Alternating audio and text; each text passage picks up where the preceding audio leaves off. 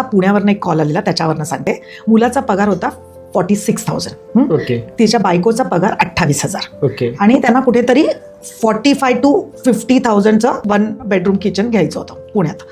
आता तूच इथे बघ कसं होतंय.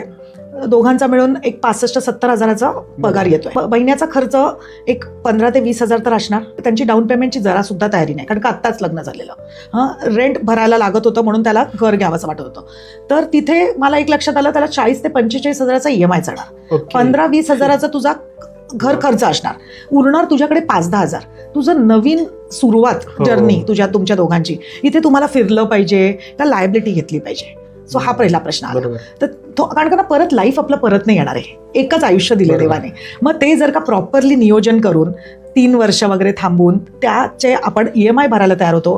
ते पैसे जर का 3 वर्ष नीट गुंतवले, त्याच्यावर 12-14% मिळाले, त्याचा एक कॉर्पस क्रिएट होणार आहे. परत पुढे जाऊन आपल्या 3 वर्षांनी तुझा 46,000 पगार राहणार आहे का, तर तो डबल झालेला असणार. तू प्रयत्न करणारच. मिसेस पण थोडीशी चांगला पगार कर. आता इथे तुझ्या म्हणजे 50 लाखाच्या ऐवजी तू 75-80 लाखाचं 2 BHK घेऊ शकतो. तुझी लोनची लायबिलिटी पण तुझ्या पगाराच्या हिशोबाने कमी असणार आहे. आणि तू तुझे हे 3 वर्ष जी आहेत ती जीवनाची ती घालवलेली नसणार. मग अशा वेळेस मी सांगते की तोपर्यंत तुझं लोकेशन क्लिअर झालेलं असेल, तुम्हाला मूलबाळ असेल तर त्याची शाळा तुम्हाला माहिती असेल कुठे असेल. तर अशा वेळेस जेव्हा तुम्हाला एक्झॅक्टली कळतं की इथे आपल्याला स्थायिक व्हायचंय, तेव्हा मग आणि ते घर एन्जॉय करता येणार असेल तर मग घर घ्यावं.